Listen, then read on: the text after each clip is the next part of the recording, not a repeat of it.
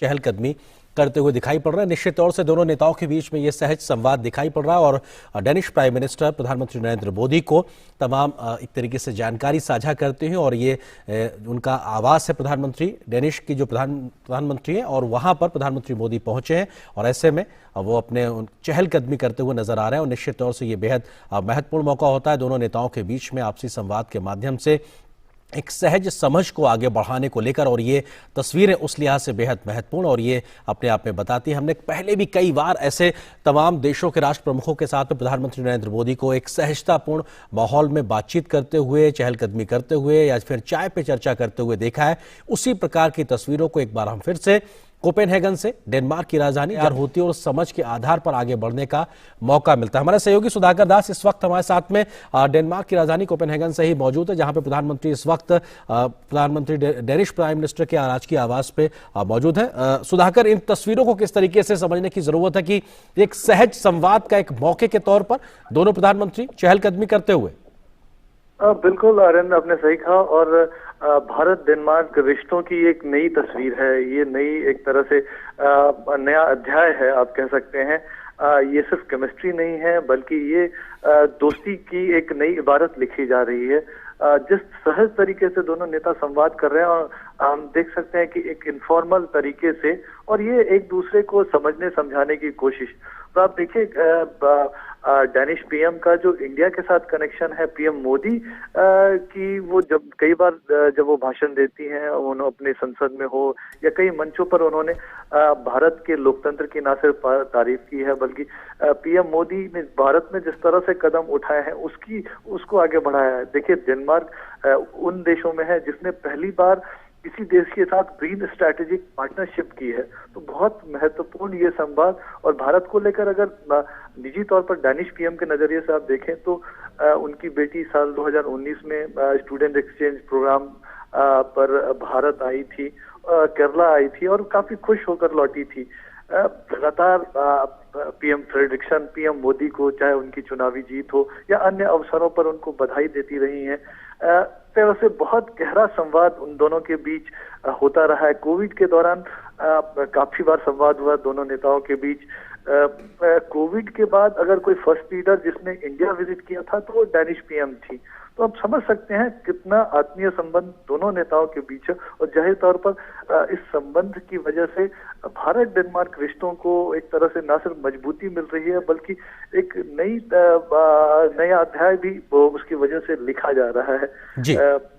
जी आर्यन। सुधाकर, ये जो एक आपसी समझ होती है दो देशों के राष्ट्र प्रमुखों के तौर पे जब वो एक सहज संवाद करते हैं, ये कितना एक मददगार एक आधार तैयार करता है उस ठोस बातचीत के लिए जो अब से कुछ देर बाद शिष्टमंडल स्तर के आधार पे होगी, क्योंकि एक नेताओं के बीच की समझ, देशों के एक दूसरे की जो हित है उसके बारे में, एक दूसरे के बारे में कंसर्न्स को समझना, ये एक तरीके से मौका देता है आगे बढ़ने के लिए, जमीन तैयार करने के लिए।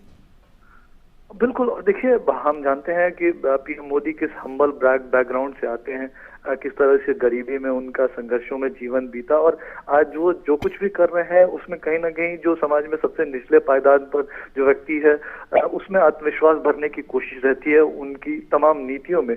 और अगर डेनिश पीएम की भी बात करें आर्यन, तो वो भी काफी हम्बल बैकग्राउंड से रही हैं। उनके पिता एक टाइपोग्राफर थे, उनकी माताजी एक टीचर थी। तो निश्चित तौर पर ये दोनों ऐसे नेता हैं जो जमीनी जो समस्याएं हैं उनको समझते हैं, उनको दूर करने का तरीका जानते हैं और शायद यही वजह है कि दोनों नेताओं के बीच इस तरह की एक जो बेहतर केमिस्ट्री बनी है। और निश्चित तौर पर लगातार 2020 में ग्रीन स्ट्रैटेजिक पार्टनरशिप भारत के साथ हुआ था डेनमार्क का। उसके बाद साल 2021 में डेनिश पीएम ने भारत विजिट किया था। हमने देखा कि किस तरह से अगले 5 वर्षों के लिए ग्रीन स्ट्रैटेजिक पार्टनरशिप को आगे बढ़ाया जाए, उसमें क्या short term long term goals हो सकते हैं उसको तय किया गया है।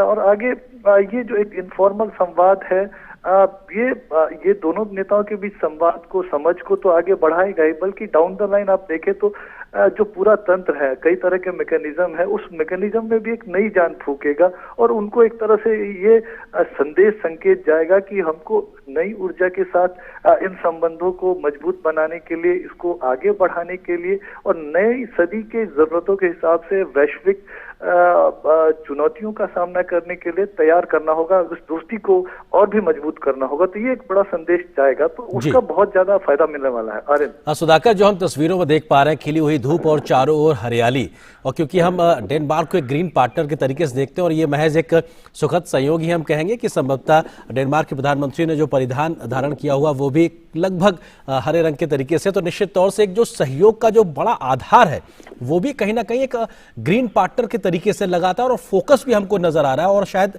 ज्यादा बड़ी हम तरीके से हेडलाइन भी उसी नजरिए से देखेंगे जहां पे ग्रीन कोऑपरेशन में एक बढ़ते हुए सहयोग को हम देख पाएंगे। जी बिल्कुल। और अब देखिए आर्यन, एयरपोर्ट पे किस तरह से डैनिश पीएम वो पहुंची, उन्होंने पीएम मोदी का स्वागत किया। घर पर वो अपने हस्बैंड के साथ, पति के साथ उन्होंने पीएम मोदी को रिसीव किया। तो वो कोई भी मौका नहीं छोड़ना चाहती हैं। पीएम मोदी कंफर्टेबल रहे।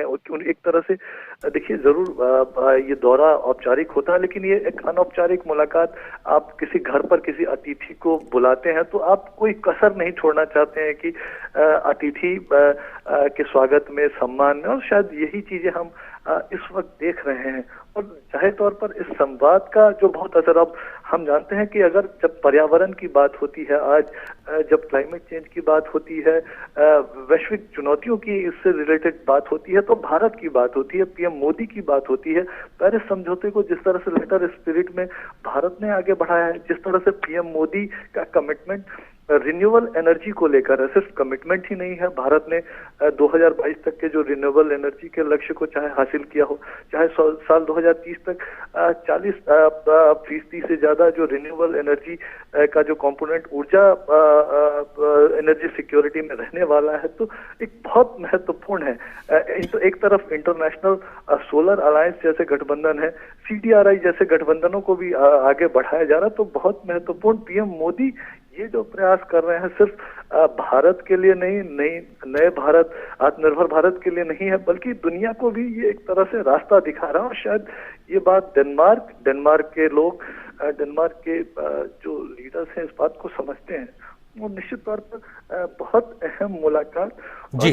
जाहिर तौर पर अभी जो बातचीत हो रही है, तो मुझे जरूर लगता है कि द्विपक्षीय संबंधों को लेकर बातचीत तो हो ही रही होगी, बल्कि एक तरह से अब कैसे एक और नई चांद फूंक सकते हैं। एक नई शुरुआत पहले ही हो चुकी है, और लेकिन उसकी रफ्तार और कैसे बढ़ाई जा सके, उसमें और भी एलिमेंट्स कैसे जोड़े जा सके, उसकी चर्चा हो रही होगी। सुधाकर, आप हमारे साथ बने रहिए। खास मेहमान हमारे साथ विवेक मिश्रा जी भी बने हुए, फेलो ORF के।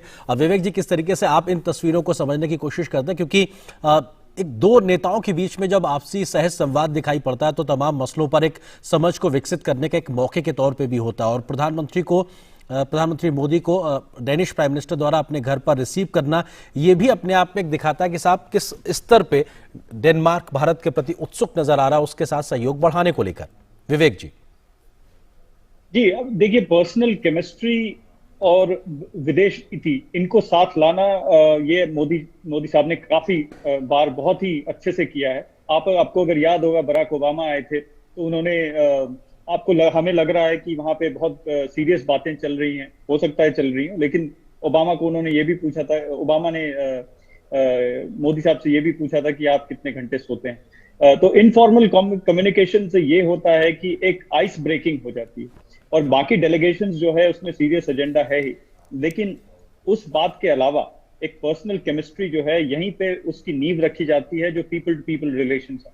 यहाँ पे अगर लीडरशिप में एक अच्छी पीपल टू पीपल रिलेशनशिप की झलक मिले, तो बाकी पीपल टू पीपल रिलेशनशिप ये बहुत आसान हो जाता है। तो मेरे ख्याल से ये जो भारत की नीति में खासकर दिखाया गया है कि डियास्पोरा जो है, भारत के मूल के लोग जो हैं, उनसे इंटरैक्शन जहां भी प्राइम मिनिस्टर मोदी गए हैं वहां किया है, और उनके लीडर से भी पर्सनल अनऑफिशियल बातें की है। तो इससे एक बहुत ही चैनलाइज्ड वे में विदेश नीति और जो पर्सनल केमिस्ट्री है, ये एक इसको साथ लाया है। तो मेरे ख्याल से ये जो कम्युनिकेशन जो हम तस्वीरें देख रहे हैं, इससे ये पता चल रहा है कि बहुत ही बातें सरल हैं और जो एजेंडा, सीरियस एजेंडा है, उसके लिए एक डेलीगेशन ऑलरेडी है, सब कुछ लाइंड अप है। और लीडरशिप, अगर एक इजीनेस दिखे लीडरशिप दोनों तरफ की लीडरशिप में, तो ये दोनों देश के बायलैटरल बहुपक्षीय नीति के लिए बहुत ही अच्छी बात। जी विवेक जी, जिस बात का आपने जिक्र किया कि हमने देखा कि ऐसी तस्वीर हमें पहले कई बार कई राष्ट्र प्रमुखों के साथ प्रधानमंत्री मोदी की देखी, आपको लगता है कि उनके विदेश नीति का एक अहम हिस्से के तौर पर किस तरह से पर्सनल केमिस्ट्री एक डेवलप करते हैं जो शायद दोनों देशों के संबंधों को मजबूत करने में मददगार भी साबित होती है? ये बहुत जरूरी होता है, क्योंकि आप देखिए लीडरशिप आपको